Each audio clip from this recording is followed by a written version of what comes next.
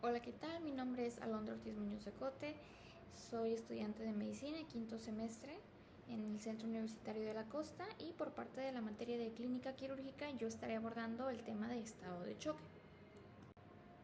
Para poder abordar el tema de estado de choque hay que definirlo, checar su fisiopatología general, las fases de un estado de choque, los tipos de estado de choque y ya en sí abordar cada uno, su definición, su fisiopatología, su diagnóstico y tratamiento. Bueno, el estado de choque lo podemos definir como un estado de hipoperfusión o perfusión inadecuada de los tejidos. Este va a ser un descenso en el aporte de los sustratos metabólicos requeridos, es decir, el oxígeno, y también a su vez va a haber una eliminación insuficiente de los productos de desecho celular. Podemos aquí poner como ejemplo el lactato. Cuando no tenemos suficiente oxígeno, entra lo que es el metabolismo anaeróbico y entonces comienza la acumulación de lactato, que sabemos que es tóxico en altas cantidades. Y es entonces donde podemos definir el estado de choque como una falla del metabolismo del oxígeno. Y sabemos que a falta del metabolismo de oxígeno en los tejidos, esto nos va a llevar a un estado de hipoxia. Y un estado de hipoxia, consecuentemente, termina en muerte celular. Es por eso que si no se trata el estado de choque de manera rápida y eficaz, el paciente fallece. El estado de choque, sin importar su origen, siempre va a iniciar con un estado de hipoperfusión y un déficit de energía celular. Queda eso establecido. Esto va a generar un desequilibrio entre lo que las células necesitan de oxígeno y lo que realmente están recibiendo. El cuerpo va a intentar compensar de una manera en la que pueda proteger los órganos más vitales, que sería el cerebro y el corazón. Estos mecanismos compensadores, para poner un ejemplo, podría ser, por ejemplo, los receptores de estiramiento y los vasoreceptores que se encuentran en el callado aórtico y en el corazón para generar una taquicardia compensatoria. También podemos ver que ante una hipotensión podríamos tener una liberación de vasoconstrictores endógenos y podríamos tener como consecuencia de mecanismo compensatorio, que es de retención de sal y agua para obtener más volemia, que tengamos un desplazamiento de líquido al tercer espacio. El choque puede desencadenarse por diferentes mecanismos, pero lo importante es que, por ejemplo, podemos ver que puede surgir a base de una interrupción de equilibrio hospedador-microbio o una infección, por un traumatismo, por una hemorragia, por una insuficiencia cardíaca. También se podría hacer por una obstrucción. Aquí está una causa neuroendógena. Pero lo importante es que todos estos caminos van a converger en uno mismo, en una disminución de la perfusión tisular, que va a llevar a una hipoxia o isquemia y finalmente al estado de choque. Es entonces aquí donde vamos a poder clasificar a nuestros tipos de estado de choque. Antes de ver la clasificación de cada tipo de estado de choque, sí quisiera establecer las fases de un estado de choque. Podríamos decir como la historia natural de enfermedad del estado de choque. Tenemos el prechoque, el choque y el choque terminal. El prechoque va a ser esta fase de mecanismos compensatorios, es decir, podríamos no notar que el paciente está entrando en choque porque no hay signos o síntomas, porque el cuerpo está compensando. Sin embargo, cuando llegue al límite de la compensación, básicamente, es cuando ya va a haber los signos y síntomas clásicos de cada estado de shock. Y por último, si no se interviene, si no se maneja bien al paciente, este paciente termina en un choque terminal, es decir, la falla orgánica llega hasta su límite, uno no puede volver de la muerte de tejido, entonces el paciente termina en un fallecimiento. En todo tipo de choque, los siguientes signos son hallazgos que tenemos que checar: la presión arterial, la frecuencia cardíaca, la frecuencia respiratoria, la saturación de oxígeno y la diuresis, ya que van a ser uno de los principales signos que podemos ver nosotros como mecanismo compensatorio que va a estar teniendo el cuerpo. Y también en un artículo mencionaba que a pesar de la etiología de todos los estados de shock, en común van a tener los signos como la alteración del estado mental, la oliguria, la producción de lactato y cambios en la piel. Para poder tratar a nuestro paciente chocado, tenemos que saber de dónde viene ese estado de shock, la etiología. Es aquí donde ya les puedo presentar la clasificación por el tipo de estado de shock. Tenemos 4 específicos: el choque cardiogénico, el obstructivo, el distributivo y el hipovolémico. De manera sencilla podemos ver que el choque cardiogénico va a ser inherentemente alguna falla en el corazón. El choque obstructivo va a ser aquel que tenga un impedimento que está relacionado más a lo mecánico, que impida al corazón a funcionar de la manera correcta. El choque distributivo, como su nombre lo menciona, habla sobre una distribución errónea de lo que es el volumen sanguíneo, caracterizado por vasodilatación periférica forzada. Eso lo vamos a ver más adelante, pero básicamente la hipoperfusión es consecuencia de esta vasodilatación. Y el choque hipovolémico va a ser aquel muy relacionado a quirúrgico, porque también conocido como choque hemorrágico.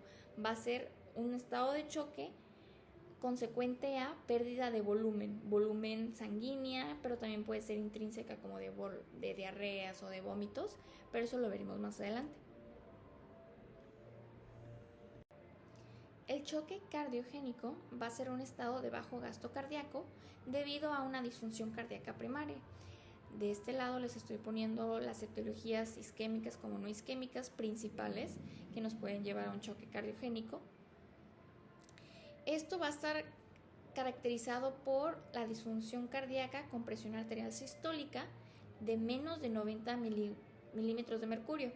Un índice cardíaco, es decir, cuánta sangre estamos eyectando del corazón, con un mínimo de 1,8 litros por minuto sin asistencia y de menos de 2,2 litros por minuto con asistencia, cuando el rango normal es de 2,5 a 4 litros por minuto. Y los signos de hipoperfusión tisular, que serían extremidades frías, confusión y oliguria. ¿Recuerdan que les mencioné las 3 fases de estado de choque? Bueno, en relación al choque cardiogénico, la SCAI, o la Sociedad de Angiografía e Intervención Cardiovascular, definió el estado de choque cardiogénico en 5 fases, del A al E. El paciente A no va a presentar hipotensión o taquicardia o hipoperfusión, pero está en riesgo. El paciente B presenta hipotensión o taquicardia, pero no signos de hipoperfusión. El paciente C presenta signos de hipoperfusión, hipotensión y taquicardia, y este va a requerir intervención, ya sea con inotrópicos, vasopresores, soporte mecánico, resucitación con volumen, etc. Este va a ser receptible al tratamiento y va a mejorar, no va a tener deterioros post-tratamiento. El paciente D va a ser aquel que, a pesar del tratamiento, no va a responder a las intervenciones iniciales, que por ende va a evolucionar a ser paciente E, un paciente extremo, que va a ser un paciente en un colapso circulatorio, es decir, que no responde a tratamientos, que ya está constantemente entrando en paro cardíaco y que va a ser muy difícil de estabilizar. Al hablar de la fisiopatología, podemos decir que sucede de tal manera: vamos a tener una reducción repentina de contracción ventricular o algún otro fallo en el corazón que nos va básicamente a generar una disminución del volumen sistólico, del gasto cardíaco y de la presión arterial. Esto a su vez también puede causar aumento de la presión capilar pulmonar y de la presión venosa central. Como respuesta compensatoria vamos a tener el sistema nervioso simpático y del sistema renina-angiotensina-aldosterona. ¿Para qué? Para reabsorber líquidos y para crear una vasoconstricción sistémica. Sin embargo, este mecanismo compensatorio, como les comentaba, tiene que llegar a un tope, y aquí lo podemos ver, que llega al tope en el momento en el que aumenta la sobrecarga del volumen y la poscarga ventricular y empeora la contractilidad miocárdica. Básicamente tenemos a un corazón con alguna falla, estamos intentando compensar, pero durante esa compensación se vuelve como un proceso vicioso en el que le estamos dando más trabajo al corazón y empieza a empeorar más. Es ahí donde podemos ver que ya el paciente está chocándose. También es importante denotar que en la fisiopatología tenemos que nosotros checar al paciente si se trata de un choque cardiogénico agudo o un choque cardiogénico agudo sobre crónico, porque los pacientes que ya tenían esta condición crónica, estamos hablando que ya tuvieron, su cuerpo está acostumbrado a estos mecanismos compensatorios y ya tiene remodelación tanto vascular como ventricular si es el caso, y en un paciente de novo no lo tiene. Entonces es por eso que tengan más mortalidad los pacientes que presentan un choque cardiogénico agudo. En cuanto a manifestaciones, vamos a poder ver que el paciente va a tener una hipoperfusión tisular y se va a ver reflejada como piel fría y húmeda, un llenado capilar retardado, hipotensión, oliguria y alteración del estado mental. Si también presenta congestión vascular, va a tener disnea, edema generalizado, estertores bivasales, reflejo hepatoyugular y presión de la vena yugular elevada. También, por medio de esta tabla, nos refiere un poco al estado de la piel y cómo podemos identificar un poco si es un choque cardiogénico clásico o mixto, por ejemplo, por así decirlo. Se dice que un paciente que tiene la piel fría y húmeda es porque tiene un choque cardiogénico clásico. Tiene una disminución del índice cardíaco bajo, tiene un aumento de la resistencia vascular sistémica y un aumento de la presión capilar pulmonar, es decir, tiene congestión y tiene una hipoperfusión tisular. Pero también en esta tabla nos puede ayudar a identificar a procesos mixtos, por ejemplo, que tenga la piel caliente y húmeda, nos comenta que tenemos un choque cardiogénico vasodilatador o mixto, que va a estar caracterizado por un índice cardíaco disminuido, una resistencia vascular disminuida y un aumento de la presión capilar pulmonar. ¿Cómo vamos a poder abordar a nuestro paciente? Bueno, primero tenemos que identificar la causa de su choque cardiogénico. ¿Cómo lo vamos a hacer? Puede ser con un electrocardiograma, con una radiografía de tórax, con laboratorios, con enzimas cardíacas, un ecocardiograma, un ultrasonido o una tomografía. También existen métodos un poco más invasivos, que sería el uso de catéter arteriales y caterización de la arteria pulmonar, que esto nos pueden dar índices del funcionamiento de cada cavidad del corazón, pero sí viene siendo un método más invasivo. Como tratamiento tenemos tres pasos. Tenemos el tratamiento etiológico, es decir, a la causa de lo que nos generó este choque cardiogénico. Tenemos también el manejo como tal del estado, que podría ser paso número 1, mejorar la perfusión tisular, y paso número 2, mejorar la función de la bomba. ¿Cómo lo vamos a hacer? El número 1, mejorar la perfusión tisular, podría ser con terapia de diuréticos si es que tenemos un aumento de presión venosa o tenemos congestión, y si hay presión arterial baja podríamos usar vasopresores. Si queremos mejorar la función de la bomba, tenemos que identificar si tenemos problemas de disminución de contractibilidad o de alteraciones del ritmo.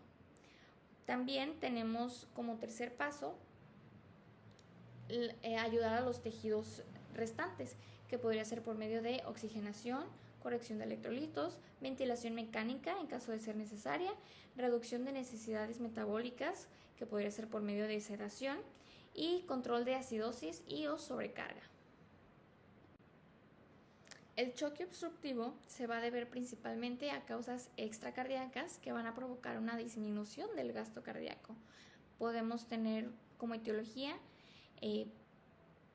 vasculopulmonar, que se vendría siendo como una embolia, o mecánica como tal, que vendría siendo lo más característico, un derrame pericárdico o que genera un taponamiento, o también incluso un neumotórax. Las características más distintivas del choque obstructivo viene siendo la ingurgitación yugular, taquicardia, ruidos cardíacos atenuados y el pulso paradójico.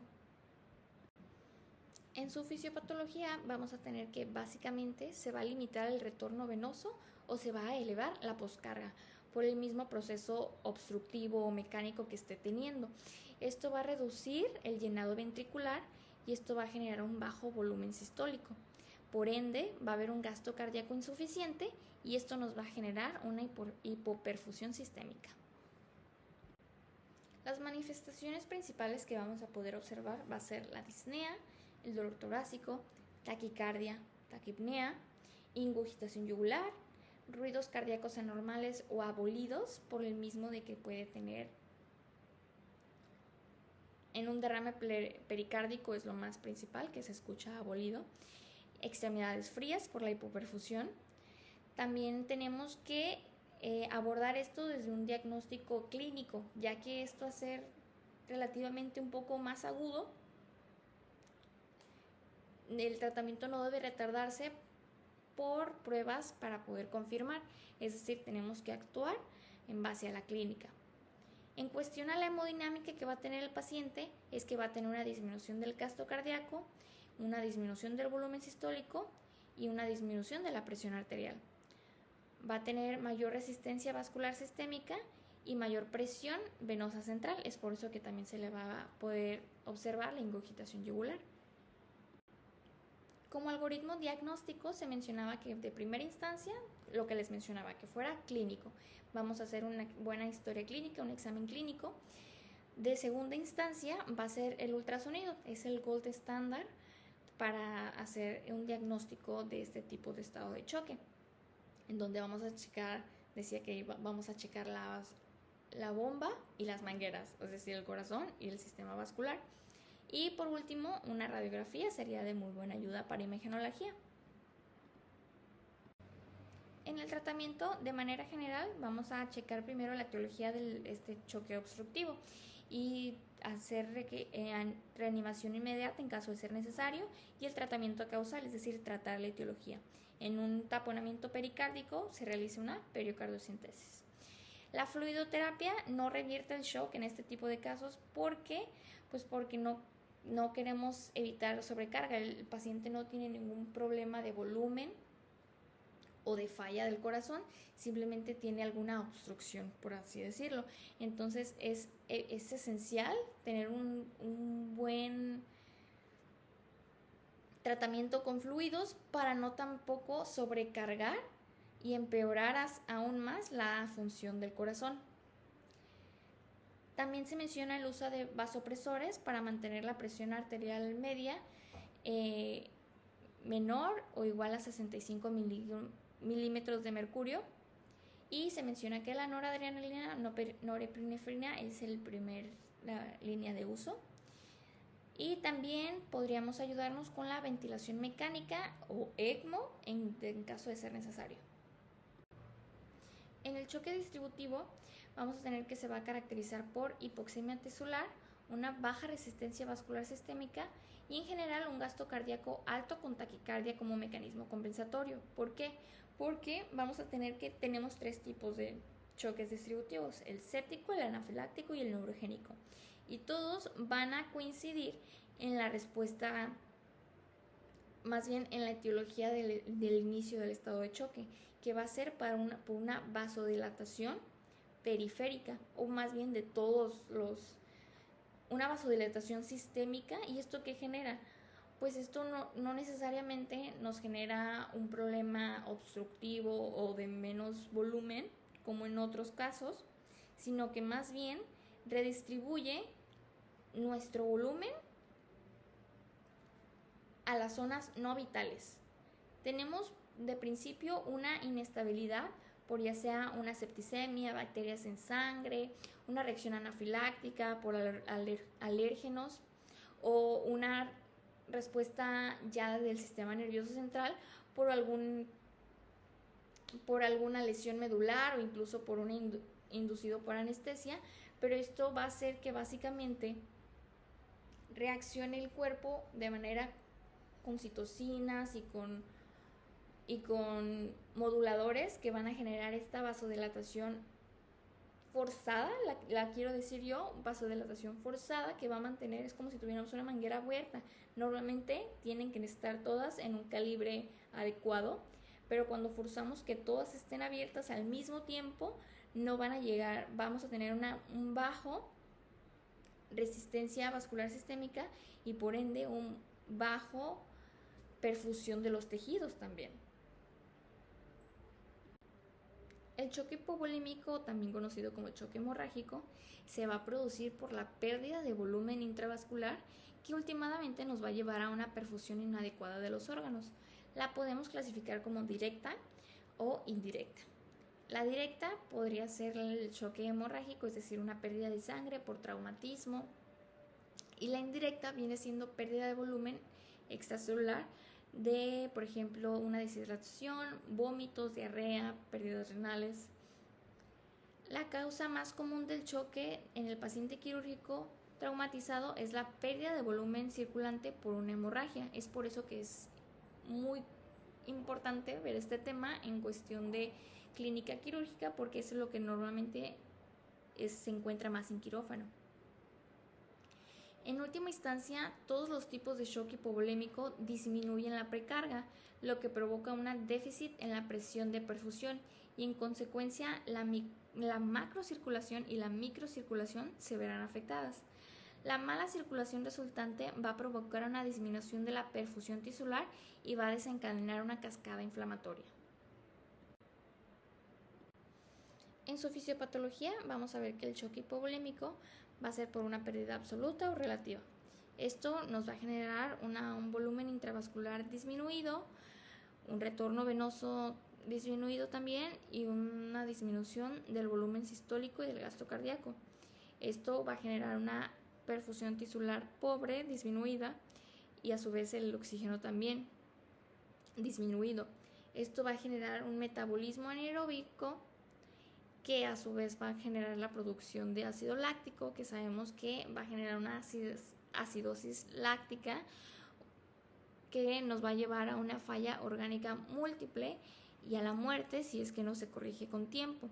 También hay que denominar que se presenta cuando hay una pérdida aguda del 15 al 20% del volumen sanguíneo circulante, el choque hipovolémico. En sus manifestaciones vamos a tener que el paciente puede presentar sed, aumento de la frecuencia cardíaca, piel fría y pegajosa, presión arterial reducida, menor gasto urinario y cambios en el estado mental, cianosis. También en cuanto a laboratoriales vamos a ver que puede presentar niveles altos de lactato sérico y signos de acidosis metabólica. Y también es importante denominar que el choque hemorrágico letal agudo se caracteriza por acidosis metabólica, coagulopatía e hipotermia, seguidas de insuficiencia circulatoria. ¿Cuáles mecanismos van a ser los compensatorios en el choque hipovolémico? Vamos a tener que el paciente va a tener una respiración rápida y profunda para compensar el aumento en producción de ácido y la disminución de disponibilidad de oxígeno. En cuanto al volumen intravascular reducido, vamos a tener un menor retorno venoso al corazón y entonces vamos a tener una presión venosa central disminuida también, y también vamos a tener una vasoconstricción cutánea que se va a ver reflejada como piel fría y pegajosa, porque se intenta priorizar a mayor vasoconstricción periférica, mayor irrigación a los órganos vitales, que sea corazón y cerebro, como ya hemos mencionado. A su vez también la pérdida de eritrocitos, si en caso de que sea un choque hemorrágico, va a generar palidez de piel y mucosas. También es importante denominar que se clasifica a su vez una hemorragia en cuanto a el nivel de cantidad que se está perdiendo. Si se fijan en la tabla, podemos ver que no es hasta en la clase 3 que ya perdemos alrededor del 40% del volumen sanguíneo, que comienzan las manifestaciones como la hipotensión y el estar confundido. Antes de eso, el paciente podría estar compensando y no se da cuenta. Es entonces, ¿y a cuánto nos referimos con 40%? Estamos hablando de alrededor de 1.5 litros a 2 litros. Y ya el paciente en clase 4, ya estamos hablando de pérdida de más de 2 litros de sangre, más del 40% de volumen sanguíneo, él ya va a tener una frecuencia cardíaca aumentada, una hipotensión grave y puede que entre en síncope. El atacto sérico nos puede servir como indicador de la hipoxia celular y también el déficit base para reflejar si es que sí hay acidosis metabólica. Como consideraciones especiales podríamos ver que los pacientes jóvenes hay que tenerlos en observación porque ellos compensan bien al tener buenas reservas fisiológicas y pueden presentar los signos tardíos de lo que sería el choque hipovolémico. En contraste, el paciente mayor tiene menos reserva fisiológica y puede que estén medicamentos de beta bloqueadores o anticoagulantes que enmascaren los signos y genere que el paciente tenga una descompensación súbita. Como tratamiento vamos a tener como de primera instancia asegurar la vía aérea, controlar el origen de la hemorragia para después comenzar con la reanimación de volumen. Está contraindicado iniciar la reanimación de volumen si no se está tratando al mismo tiempo la hemorragia.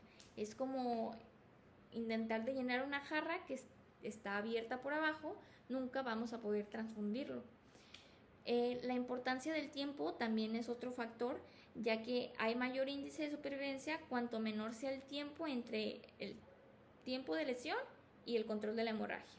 Se menciona que cada 3 minutos adicionales en la sala de urgencias es un porcentaje mayor, o sea, 1% más de muerte. Como estrategias de reanimación tenemos que el paciente puede iniciar en urgencias, después se va a quirófano y después en la unidad de cuidados intensivos.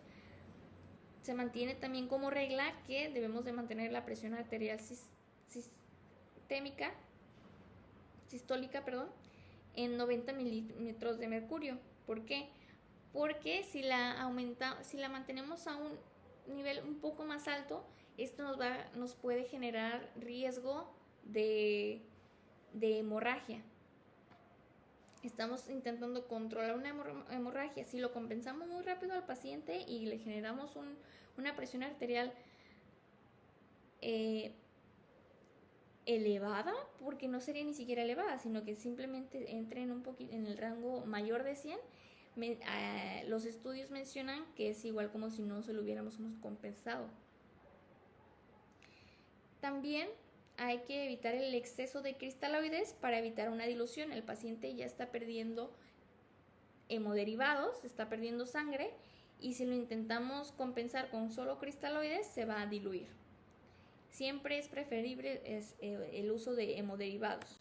¿Y en qué cantidades? Se menciona una relación de 1-1-1. Plasma fresco, fibrinógenos y concentrado eritrocitario. Y como último paso, fármacos y coadyuvantes. Se menciona que el uso de vasopresores solamente en caso de si los fluidos son insuficientes. En ese caso, pues la norepinefrina se menciona que es la primera opción, y también los antifibrinolíticos, que son muy útiles en hemorragias graves. Se menciona también las reglas de la fluidoterapia, que son las 4D, la droga, duración, dosis y desescalada. Esto es para tener un buen manejo de lo que es los fluidos que les vamos a estar poniendo al paciente. Qué medicamentos coadyuvantes vamos a estar poniendo en la transfusión, como por cuánto tiempo, en cuánta cantidad y cuándo deberíamos de detenernos. Y por el tema de estado de choque sería todo. Les agradezco mucho por su atención y cualquier duda o comentario en los comentarios. Gracias.